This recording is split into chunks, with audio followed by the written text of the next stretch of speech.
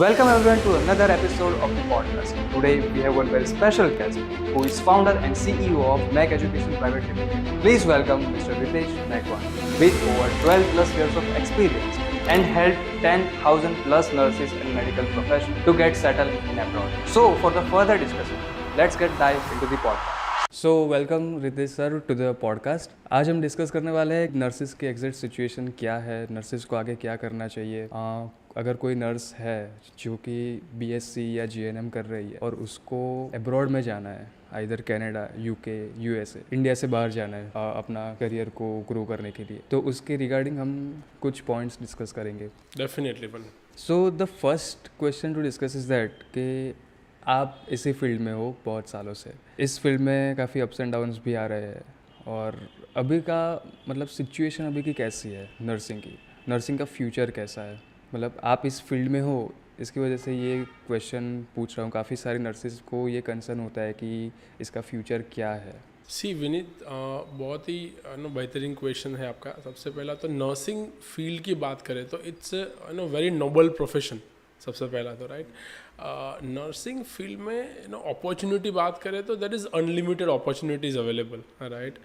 अभी entire health care industry में nurses are जैसे सब लोग बोलते हैं, nurses are the backbone of the hospitals, right. Without nurses hospitals को चलाना बहुत ही मुश्किल हो जाता है। And they are the major force and army in the health care industry. किसी भी हॉस्पिटल में जाओ तो सबसे ज़्यादा जो नंबर्स है वो नर्सिस का नंबर्स मिलेगा आपको। अभी नर्सिंग एजुकेशन की बात करें तो नर्सिंग एजुकेशन कई सालों से इवॉल्व हो रहा है, राइट। जैसे Florence Nightingale is the founder of nursing, इनको जिनको बोला जाता है, राइट। अभी रिसेंटली हमने 12 मई को नर्सिस डे सेलिब्रेट किया, इंटरनेशनल नर्सिस डे, जो उनका फ्लोरेंस नाइटिंगेल जी थे जो इन्होंने पहले नर्सिंग शुरू किया था, उनका बर्थडे भी है।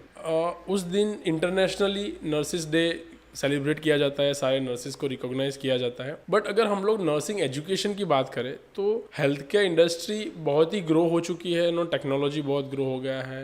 हेल्थ केयर में कई सारे चेंजेस आ रहे हैं। Hospital industry itself evolving and बहुत सारे चेंजेस उसमें भी आ रहे हैं। But the same time nursing education में अभी भी मुझे लगता है शायद जो बदलाव आना चाहिए वो अभी बदलाव उतना एक्सपेक्टेड बदलाव नहीं है जितना एज पर जो जैसे इंडस्ट्री ग्रो कर रही है वैसा आना चाहिए। That is the most challenging phase in nursing education. दूसरी बात बताइए तो नर्सिंग करने के बाद, मतलब कोई भी एक 12th +2 करने के बाद कोई भी स्टूडेंट जीएनएम या बीएससी नर्स करता है, उसके बाद there are lot of opportunities available, but वो हमारे एजुकेशन सिस्टम में कहीं ना कहीं वो इनकलकेट नहीं है कि उनको सारी अपॉर्चुनिटीज़ के बारे में बताया जाए। जैसे नर्सिंग फील्ड की बात करें तो अभी सबको उतना ही पता है कि आप नर्स के बाद क्या कर सकते हो। Like you can become a clinical nurse और you can become a tutor, like you can go into the academic field. So clinical और एकेडमिक, ये दो ही इंडस्ट्री मोर और लेस सबको पता होती है। जहाँ तक मेरा एक्सपीरियंस है, जहाँ तक मैंने एक्सप्लोर किया है नर्सिंग इंडस्ट्री को, there are almost more than 30 मैं शायद कम भी बोल सकता हूँ, राइट, जितना मुझे पता है, right. More than 30 different industries है जहाँ पे नर्सिंग्स की रिक्वायरमेंट है। अभी recently we have faced, right, few years back कोविड-19 अनप्रेसिडेंटल टाइम, राइट, जहाँ पे हमको पता चल गया कि क्या हेल्थ केयर की वैल्यू है, क्या नर्सिस की वैल्यू है। Entire world is facing the shortage of nurses, right. सब जगह पे नर्सिस की डिमांड तो बहुत है, राइट, बट वो डिमांड सिर्फ नर्सिस की नहीं है। Now we require a quality nurses, right. और क्वालिटी नर्सिस तभी आ सकता है जब हम लोग बेसिक लेवल से शुरू करें। लाइक नर्सिंग एजुकेशन पे अगर अच्छे से फोकस किया जाएगा तो लाइक हमको एक क्वालिटी नर्सेस मिल सकते हैं।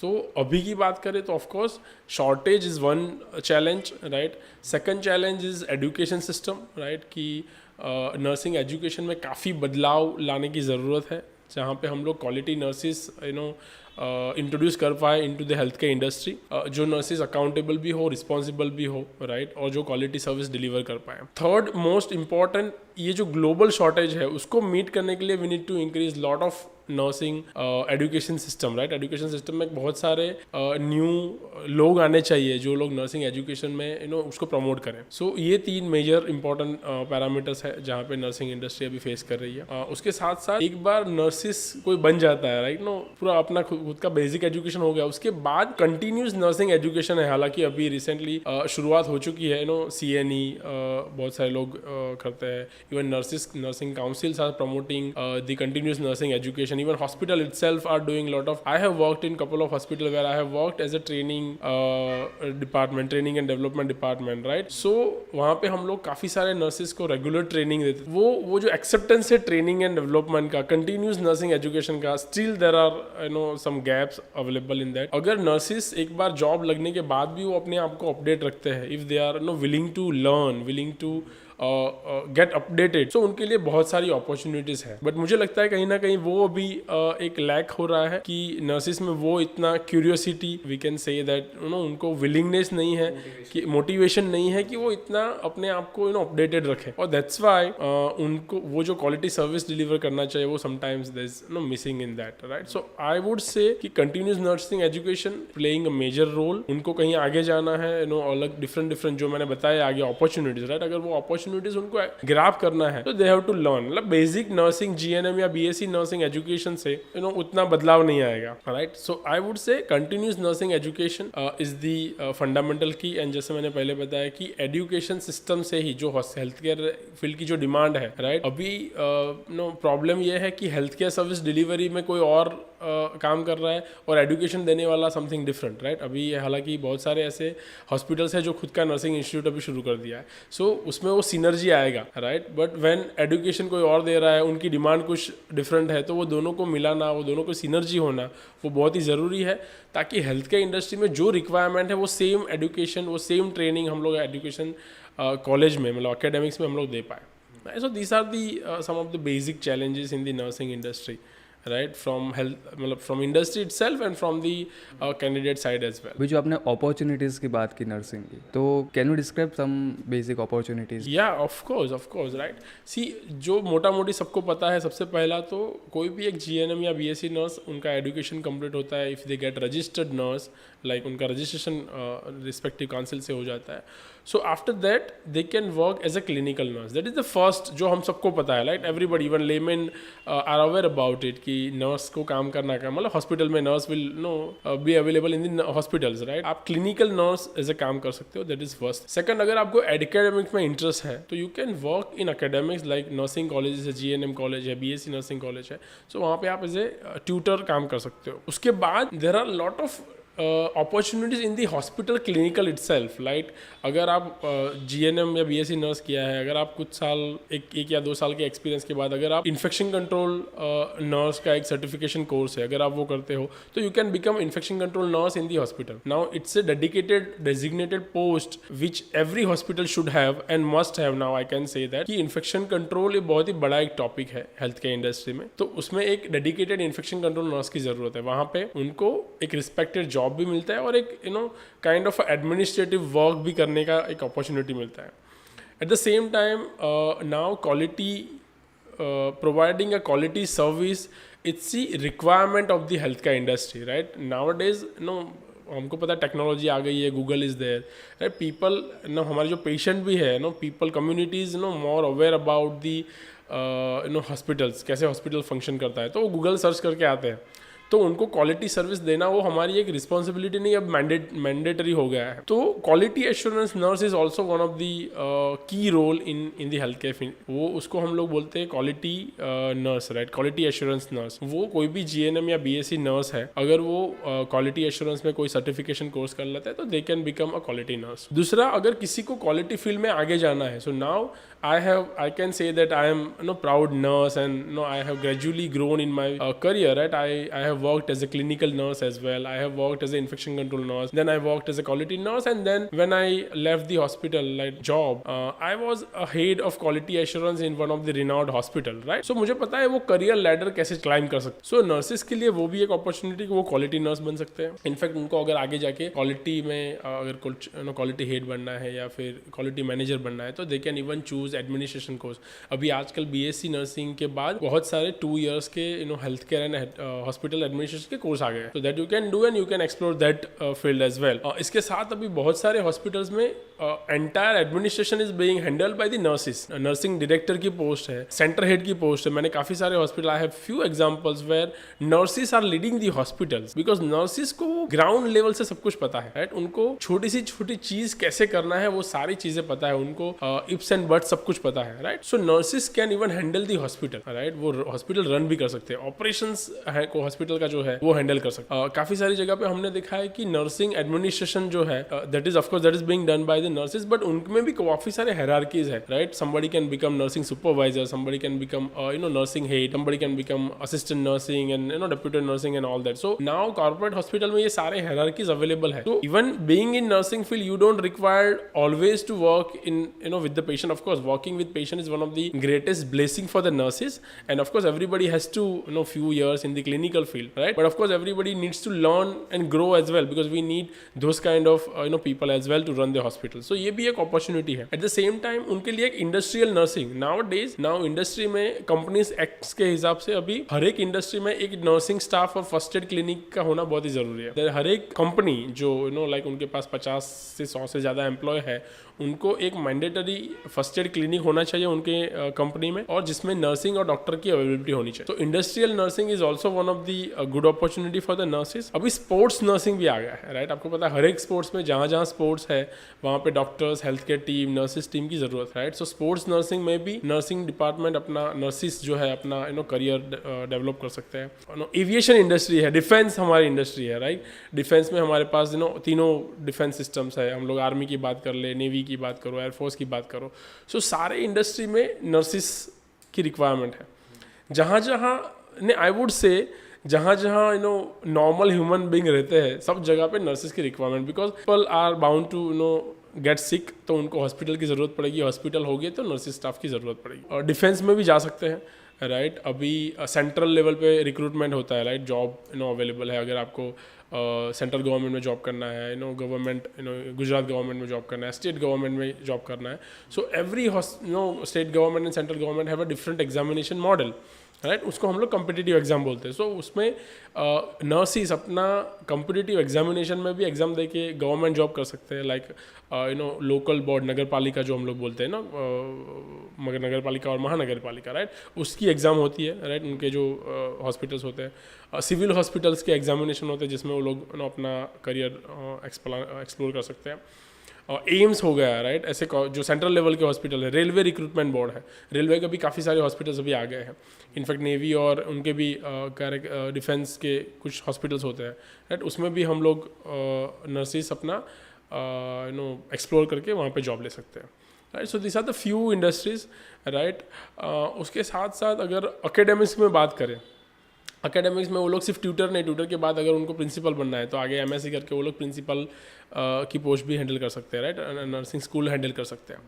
अभी रिसर्च में काफ़ी सारे अपॉर्चुनिटी आ गए हैं, because nursing research is again one of the biggest market, और we can say that biggest industry जहाँ पे रिसर्च के लिए नर्सिस की रिक्वायरमेंट है, राइट. आई थिंक वो अगर हम लोग नर्सिस एक बार अपने आप को एक्सप्लोर करें, उसके बारे में सीखे, राइट, तो उनके लिए वो अपॉर्चुनिटी पॉसिबिलिटीज़ क्रिएट हो सकता है, right. So these are the opportunities for the nurses in India, right. And अगर अब्रॉड की बात करें तो of course abroad has again huge market for the nurses, right. जैसे हमने पहले बात किया था कि entire world is facing the shortage of nursing. मैं सिर्फ इंडिया की बात बताऊँ तो by 2025, right, almost 4.3 million nurses की शॉर्टेज है. It's a big number, right. World की बात बताएं तो even world is facing the shortage of nursing. WHO की जो नॉर्म्स है, जो पर 1000 पॉपुलेशन नर्सिस की जो रिक्वायरमेंट है, राइट, वो रिक्वायरमेंट के हिसाब से we are way more behind, right. हम लोग अभी वो रिक्वायरमेंट मीट ही नहीं कर पा रहे हैं. सो वो रिक्वायरमेंट मीट करने के लिए भी आने वाले 2 से 3 सालों में हमें करीबन 43 लाख से ज़्यादा नर्सिस की रिक्वायरमेंट हमें आएगी इन इंडिया इटसेल्फ, राइट. उसके साथ हम लोग अगर compare to the education colleges, तो हमारे पास इतने एजुकेशन कॉलेज है ही नहीं जो इतने नर्सिस प्रोड्यूस कर पाए, राइट. सो शॉर्टेज तो ऑलवेज रहेगा. इवन ग्लोबल का वही ट्रेंड है. आप यूएस पकड़ लो, right. You can consider US, UK, Canada, New Zealand, UK, right. सारे कंट्रीज में नर्सिस का शॉर्टेज है. अभी रिसेंटली इसीलिए आप देखो तो लास्ट 2 ईयर से UK was hiring lot of nurses from India, right. बहुत सारे लोग माइग्रेट हुए हैं, राइट. बट अगेन उसमें भी एक we need to see that you are going on a good as a nurse positions, or you are going, nurses are sometimes they are downgrading themselves and get the job in abroad, right. But अगर अच्छे से registered nurse बनना है तो उनको उसमें explore करना पड़ेगा. सो वो अपॉर्चुनिटीज़ भी उनके पास अवेलेबल है. क्या आपने रजिस्टर्ड नर्स वाला का वो कैसे बनते हैं? या so registered nurse is a complete different scenario we can say, or we can say that registered nurse means एक नर्स जो रजिस्टर्ड है इन दैट पर्टिकुलर कंट्री. सो अगर आज कोई जीएनएम या बीएससी करता है इन इंडिया, सो ही और she is a registered nurse of Indian nursing council and the state nursing council. हर एक स्टेट में हमारा एक रिस्पेक्टिव नर्सिंग काउंसिल्स है, राइट. सो ये दोनों काउंसिल की तरफ से उनको एक रजिस्टर्ड नर्स का नंबर मिल जाता है ऐसा, जिसके वो नंबर से they are eligible to work in any part of India in that particular state, right. So ये एक लाइसेंस होता है जिसको हम लोग बोलते हैं registered nurse licence, right. Now if you want to move to abroad, right, now Indian education जो है वो वहाँ पे डायरेक्टली एक्सेप्टेड नहीं है. सो अगर आपको वहाँ पे जॉब करना है, एज ए रजिस्टर्ड नर्स काम करना है, so you need to get the licence of that particular country, तभी आप वहाँ पे रजिस्टर्ड नर्स के तौर पे काम कर सकते हो. अगर कोई नर्स इंडिया से अब्रॉड जाती है, फॉर एग्जांपल कनाडा, तो वहाँ पे उनको क्या क्या हर्डल्स, क्या चैलेंजेस आते हैं स्टार्टिंग में? ये डिपेंड करता है कि नर्सिस कौन से वीज़ा पे या फिर कौन से कैटेगरी में वो लोग जा रहे हैं. अभी ट्रेंड ऐसा है कि जो लोग भी बीएससी नर्सिंग या जीएनएम करते हैं, they are having that mindset कि हमें अब्रॉड जाना है तो हम लोग स्टूडेंट वीज़ा ले लेंगे. That is again a good call for the nurses कि वो लोग IELTS देते हैं. IELTS देने के बाद उनका अच्छा स्कोर आ जाता है, then they can select any course in Canada or US or anywhere, right, even in UK, and then they can go and start studying there, right. So this is one category where nurses can go and explore the further study. There are various course available जहाँ पे जाके वो लोग कर सकते हैं. वो लोग क्लिनिकल नर्सिस भी एक्सप्लोर कर सकते हैं, वहाँ पे वो लोग एडमिनिस्ट्रेशन भी एक्सप्लोर कर सकते हैं. सो स्टूडेंट वीज़ा में जाएंगे तो ऑफकोर्स स्टूडेंट वीज़ा का तो we all know that every country has different hurdles, right. उनको पार्ट टाइम जॉब लेने में डिफ़िकल्टी होती है, राइट. ऑफकोर्स फीस स्ट्रक्चर्स उतना हाई है, तो of course they have to spend lot of money for to get the education, right. So वो hurdle है. सर्वाइवल डिफ़िकल्टीज हो जाती है sometimes, right. They need to manage lot of things, their PGs, their hostels, their food and accommodations. So there are a lot of hurdles they are facing when they are going on a student visa, right. So this is one aspect of nurses to go abroad. But second opportunity nurses के पास है जहाँ पे वो लोग directly as a काम करने के लिए जा सकते हैं, राइट. जैसे कि रजिस्टर्ड नर्स अगर वो बन जाते हैं, राइट, तो उनको डायरेक्टली कनाडा में, यूएस में वर्क परमिट मिलने के चांसेस हैं.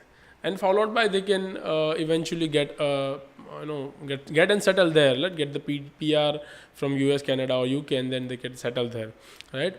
तो अगर वो रजिस्टर्ड नर्स बनने का अगर they are selecting those pathway, so that will be again wonderful opportunity for them to settle there in abroad. Abroad में मतलब एवरेज सैलरी कितनी होती है नर्सेज? ओके, सो अगर रजिस्टर्ड नर्स की बात करें तो frankly speaking US and Canada is paying good amount of salary. अगर आप रजिस्टर्ड नर्स एक बार बन जाते हो, अगर if you have a licence of working there as a registered nurse, US में मोटा मोटी अगर देखने जाओ तो 50 to 70,000 US डॉलर में आपका सैलरी हो जाता है. That is the minimum which I am talking about.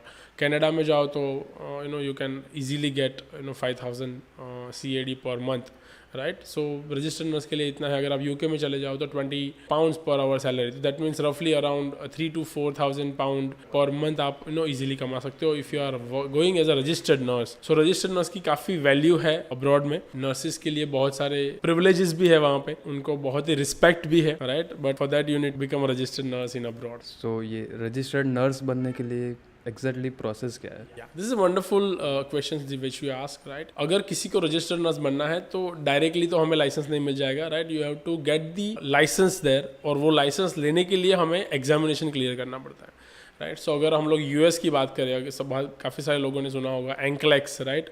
So NCLEX is one of the examination which nurses has to clear to become registered nurse in US and Canada and even in Australia, right, if they want to become a registered nurse.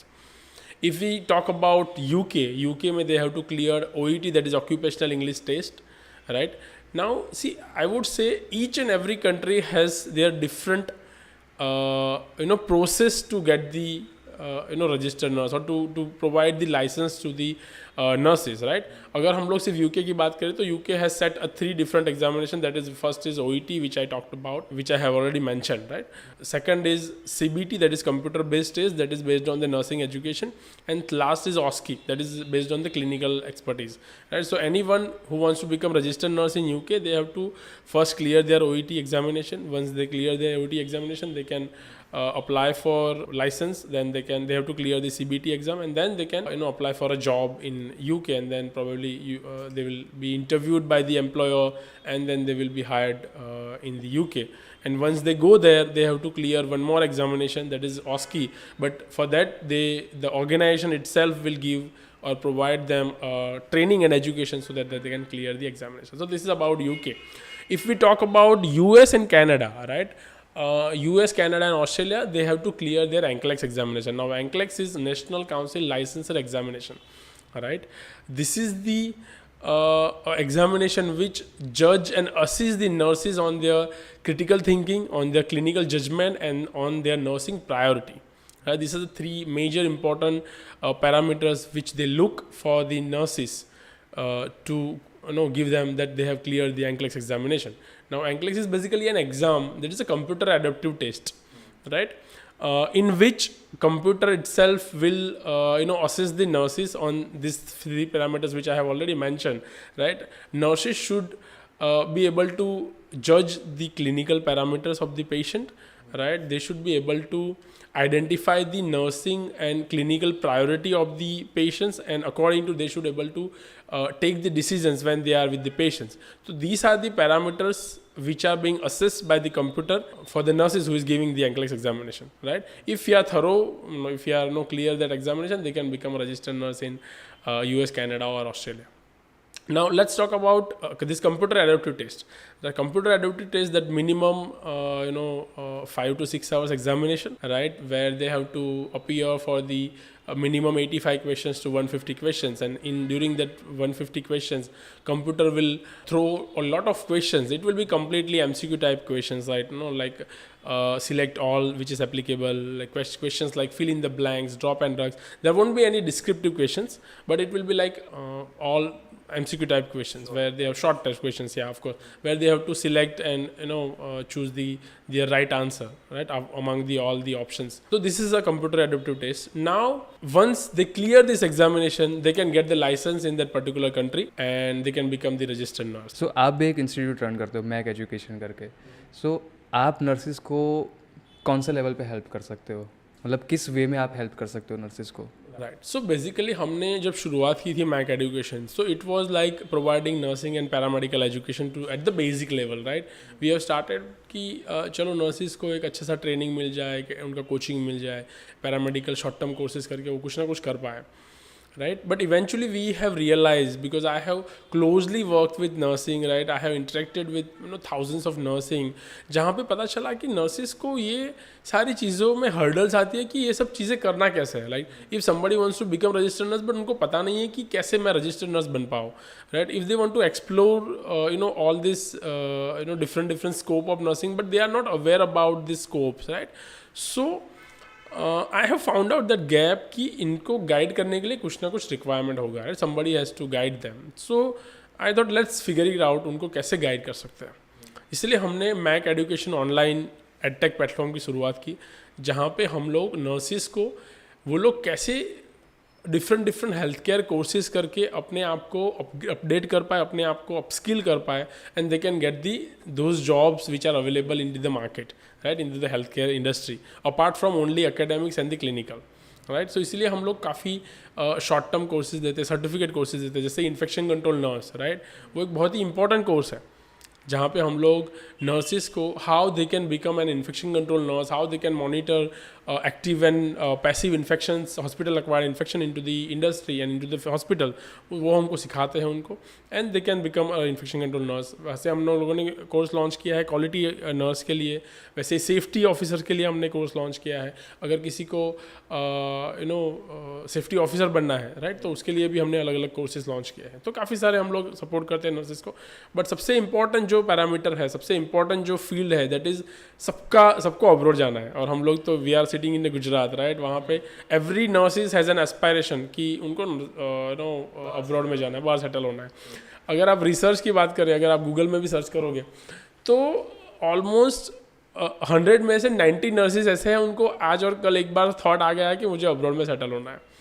But again कैसे हो जाए, कैसे settle होगे, तो हमने वो देखा कि वो गैप है, राइट, कि उनको पता नहीं है कि कैसे नर्स, रजिस्टर्ड नर्स के लिए एग्ज़ाम दिया जाए, कैसे उसका प्रोसेस करना है, कैसे अप्लाई करना है to different education body, right. तो हमने अभी ये एडटेक प्लेटफॉर्म शुरू किया जहाँ पे हम लोग ऑनलाइन कोचिंग देते हैं to nurses, starting from the step by step all the process will be done by our institute only.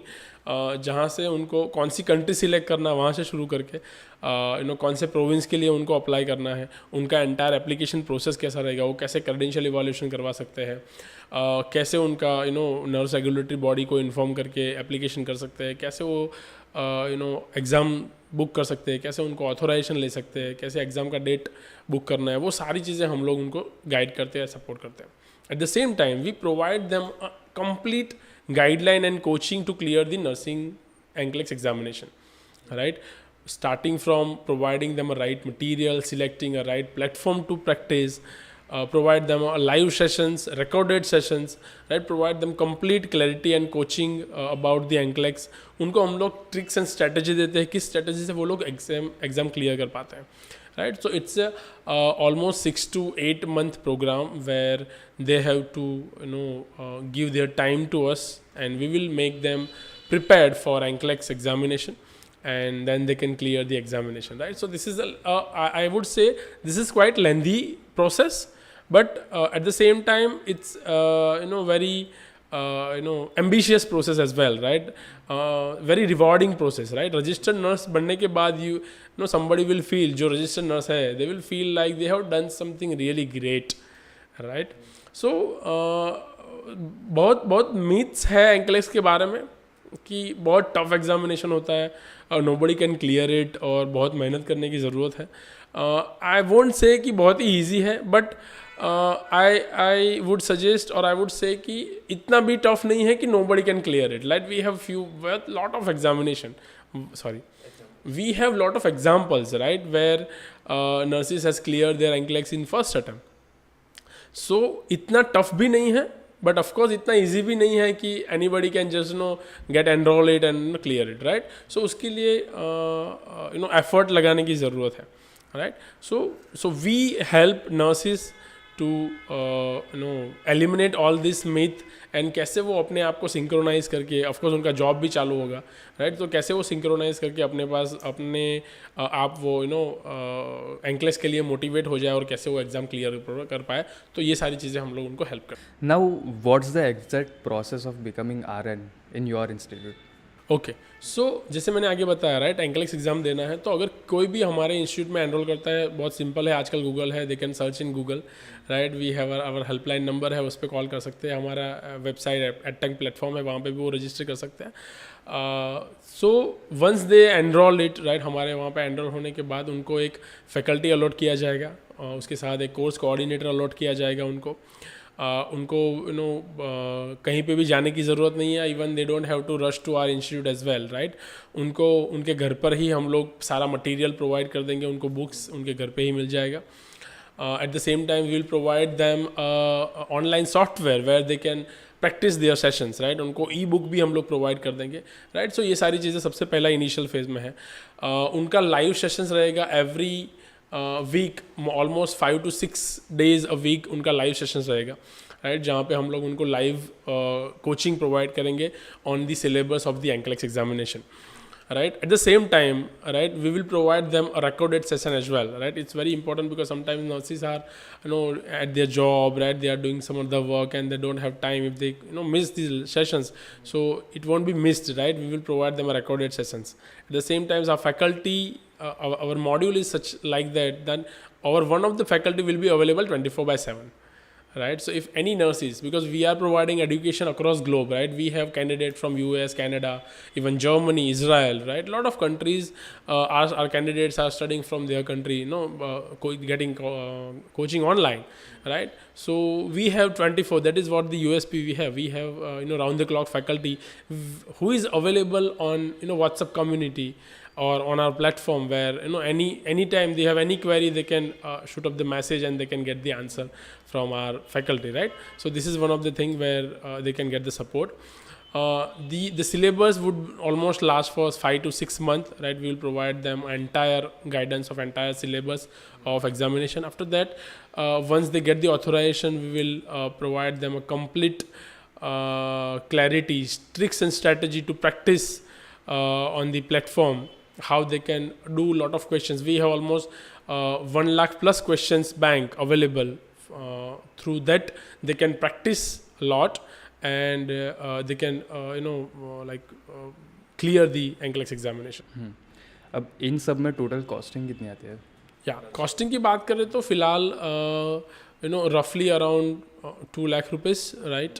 We can say that costing. सबसे पहला तो जो रजिस्टर्ड नर्स बनने के लिए अब्रॉड में जो एग्जामिनेशन देना है, राइट, हमें जो एग्जामिनेशन क्लियर करना है अब्रॉड के लिए, उसकी जो फ़ीस है लाइक डॉलर्स में होती है, राइट? उनकी जो क्रेडेंशियल एवेल्यूएशन की जो फ़ीस पकड़ ले हम लोग, जो नर्स रेगुलेटरी बॉडीज़ की जो फ़ीस है, राइट, सो वो सारी डॉलर्स में होती है, right? That's why it's quite expensive और quite costly, we can say that, right? But the rewards is such, like because they are going to become a registered nurse in abroad, so of course they are going to earn in a dollar as well, right?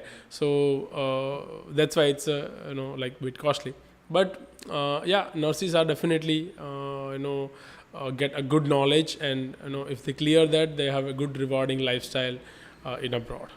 And lastly, what advice would you give to emerging nurses? I would say that get a right knowledge, right? Update yourself first, right? I would say, and I have observed many a time nurses wants to go abroad. They have that aspiration कि उनको abroad जाना है, right? But many a time they are find shortcuts, right? कि sir कुछ भी कर लो, हमको abroad भेज दो. Sir anyhow, see I heard this kind of like sentences, sir कुछ भी हो जाए मुझे अब्रॉड जाना है, राइट? कुछ भी करके भेज दो, राइट? तो ये जो कुछ भी करके जाना है ना, उसमें they won't get a good amount of salary, और they will have lot of hurdles in abroad, right? So that's why मैं हमेशा सभी नर्सेस को एडवाइस देता हूँ कि अगर आपको जाना है तो एक राइट पाथवे सिलेक्ट करो, right?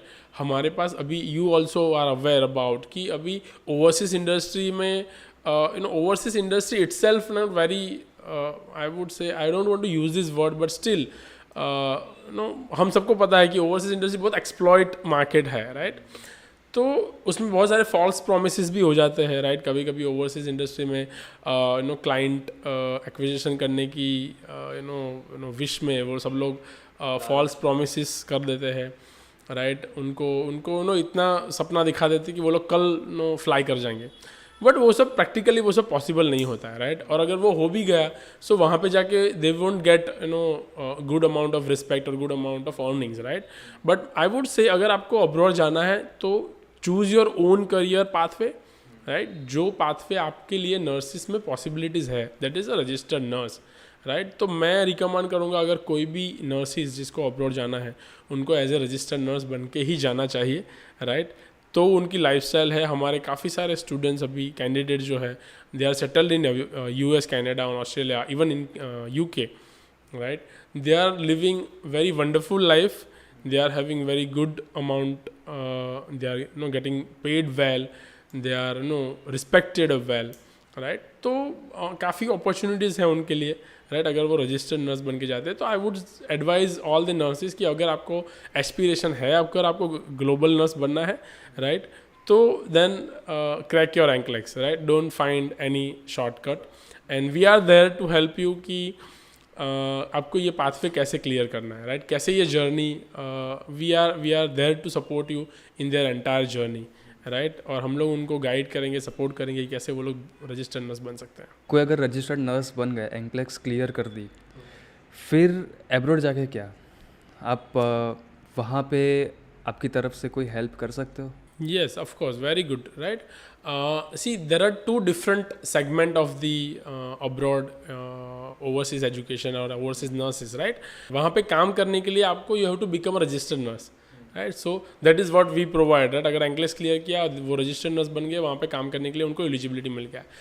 Now getting entry in that particular country, that is again a different thing, right? So अगर उनको कनाडा जाना है तो उनको वर्क परमिट लेना पड़ेगा रजिस्टर्ड नर्स काम करने के लिए. अगर यूएस में जाना है तो H1B वीज़ा लेना पड़ेगा. अगर यूके में जाना है तो उनको टायर 2 वीज़ा लेना पड़ेगा, right? That is for the health care visa. So yes, of course, अगर कोई रजिस्टर्ड नर्स बनता है, राइट, तो हम लोग उसको अब्रॉड जाने तक का सपोर्ट उनको करेंगे, right? We are not, again I would say, we are not an overseas company और we are not overseas agent, right? We are, or consultancy. We are an educationist where we are providing support to the nurses to become registered nurse in any part of world.